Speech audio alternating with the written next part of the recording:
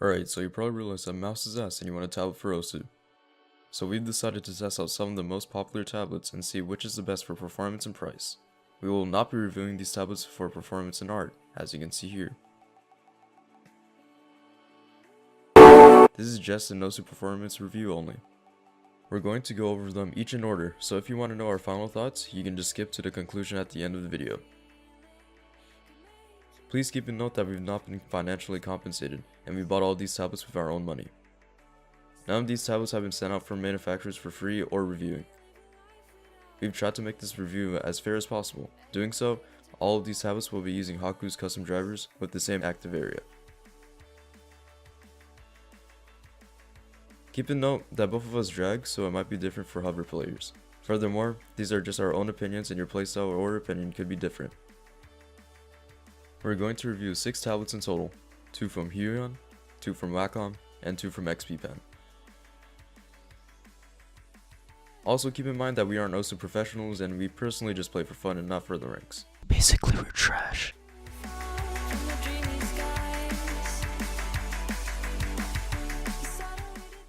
First up is the Huion 420.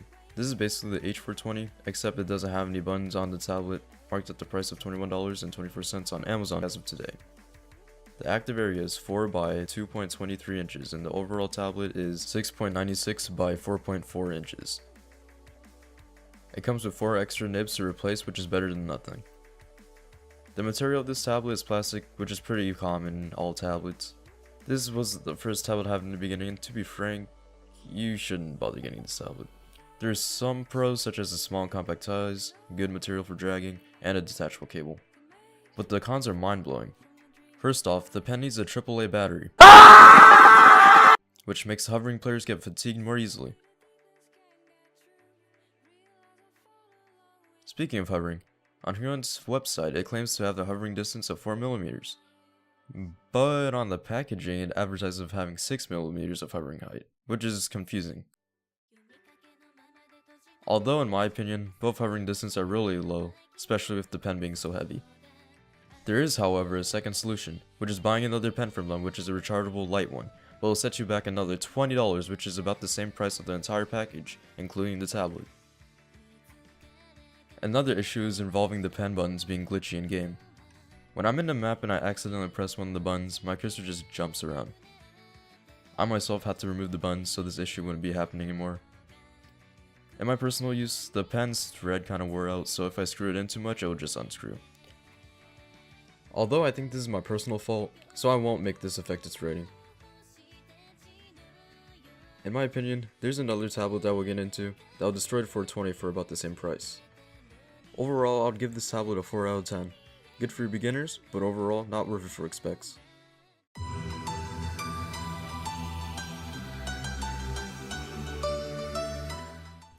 Yo, it's Vevo. Next up is the Huion 430P, coming at $33.99. William can't review this tablet because he's poor, so I guess I'll do it for you guys. The Huion 430P has 4 buttons and a detachable cable. The pen comes with 8 nibs and is batteryless and does not need to be charged, which is always a great thing. The pen is quite light because of this absent weight though, so if you prefer heavier pens, I would think about a different tablet. The overall design is nice and minimal though. The tablet's surface area has dimensions of 4.8 inches by 3 inches and is pretty glossy finish to it, so if you drag, your aim might overshoot like you were sliding on ice. And I'm thoroughly impressed at the whopping 10mm hover distance height, which is most preferred for hover players. I've used this tablet for about 2 months now, and my personal experience with it has been absolutely great. It certainly didn't stop me from improving. In fact, I believe I improved most when I was using this tablet, but that might just be a coincidence. Anyway, my overall conclusion for this tablet is that it's a perfect buy for casual players that don't intend on becoming the next Cookiezi and are around the low 6-digit to mid 5-digit range. I give this tablet a 6 out of 10.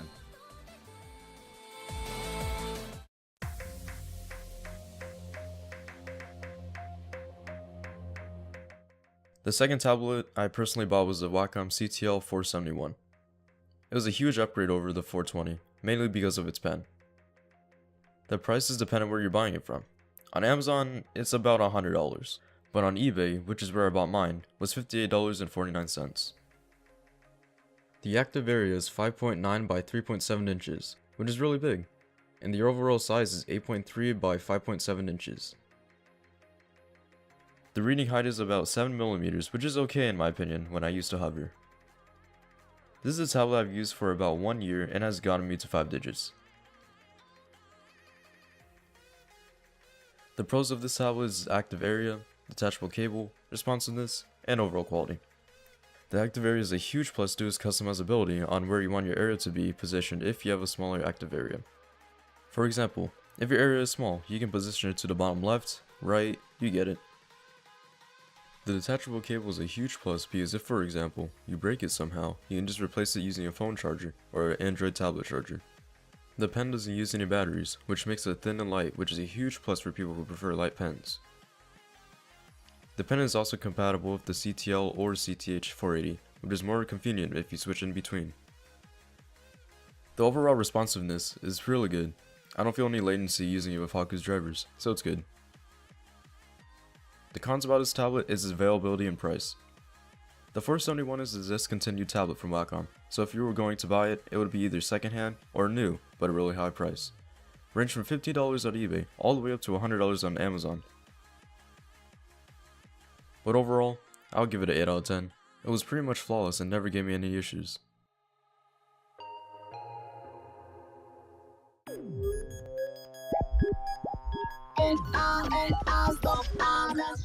And you can't have an OSU tablet ranking without the Wacom CTL-430P. This is the tablet that you see most pros using simply because it was Wacom's best tablet at the time, and there was a huge bandwagon to buy it for OSU about 2 years ago. The surface is nice and smooth with an active area of 6 by 3.7 inches, and the hovering distance is 10mm.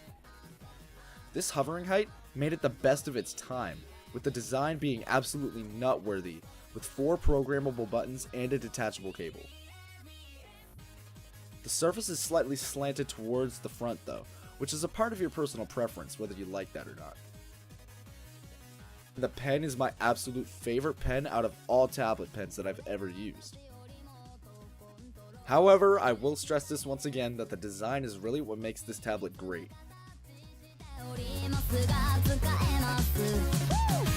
I've only used this tablet for a week, and in my opinion, I believe it's one of the best tablets I've ever used. This is due to its slanted design, which makes hovering and dragging feel really comfortable. The pen is compatible with the CTL-471, making it easy to switch between tablets if needed. Some cons about this tablet is similar to the 471. The affordability and availability makes this tablet hard to come by.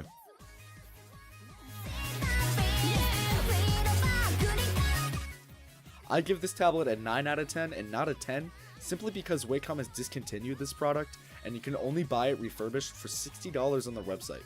If this wasn't the case though, 10 out of 10 any day of the year. Overall, I'd like to give this tablet a rating of 9 out of 10, maybe because I'm probably in the bandwagon too.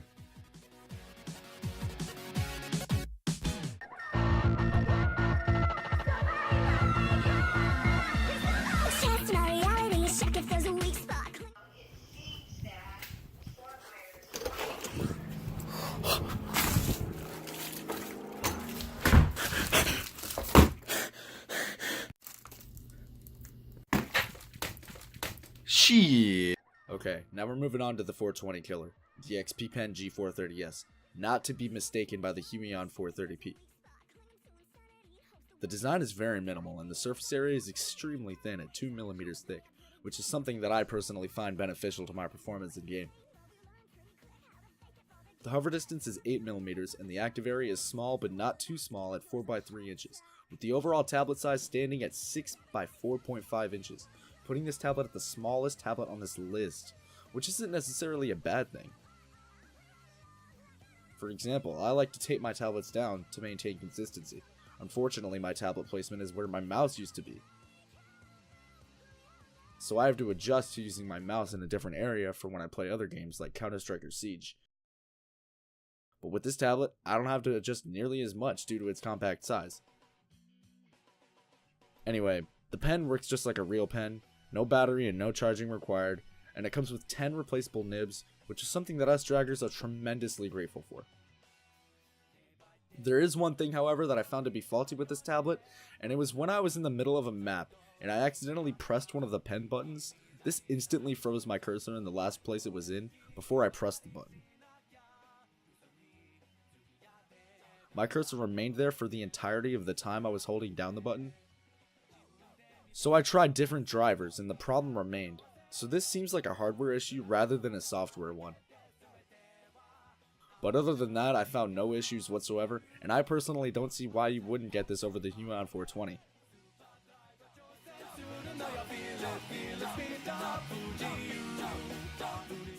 And with that, I'm going to give this tablet a 7 out of 10.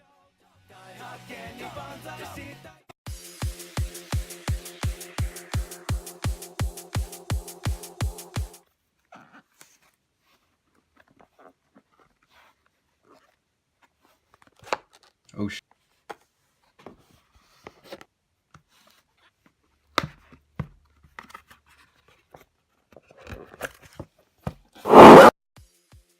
Last but certainly not least is the XP Pen Star G640.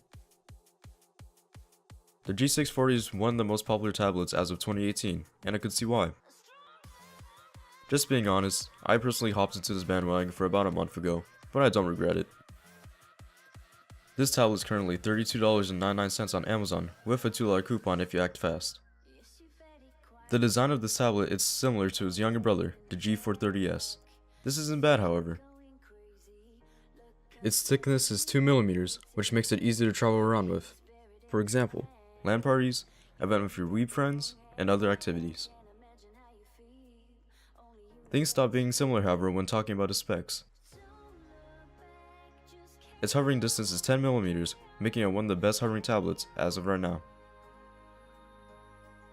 The active area is 6 by 4 inches, and the overall size is about 7.5 by 6.4 inches. The pen is exactly the same as the G430S, which is also not a bad thing. There are no batteries required, making it light for hover players and easier to control overall. The amount of spare nibs, however, is vastly changed. There are 20 nibs now. For draggers like us, we're pretty grateful for this due to us going through nibs if we somehow break or wear them out. Although, there is a problem with the pen, which is the same problem as the XP pen and the Huion 420, which is the pen buttons. Every time I press a button on accident, the cursor just jumps around. I also had to personally remove these buttons, so I couldn't get this problem again.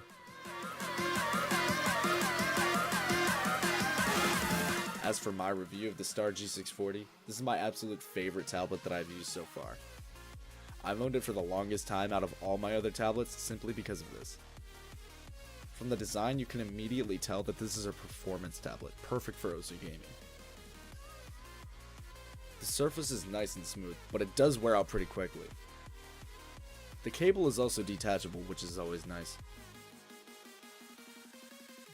The pen doesn't come with a rubber grip though, which makes it pretty slippery if you sweat a lot. The input lag is the lowest I've seen on any tablet. Although I improved most when I was using my Huion 430P, I've reached my prime performance when using this XP pen. This is the tablet that I use the longest, and I feel like I will continue to use this tablet for much longer.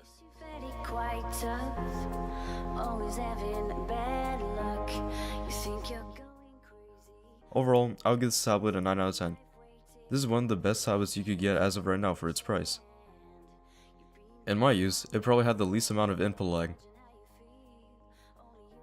I also give this tablet a 9 out of 10 because it isn't perfect, but it's the damn closest you're gonna get.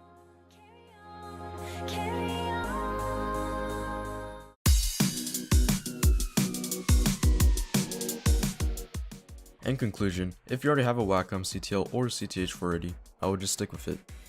Right now, it doesn't seem like there's any reason to switch except its refresh rate. Although, if you do have a mouse or tablet that's dying out right now, you should consider investing in the XP Pen Star G640. If you're on a tight budget though, I would recommend the XP Pen Star G430S. It might just seem that we're just biased XP Pen fans, but in reality, their tablets are just really good.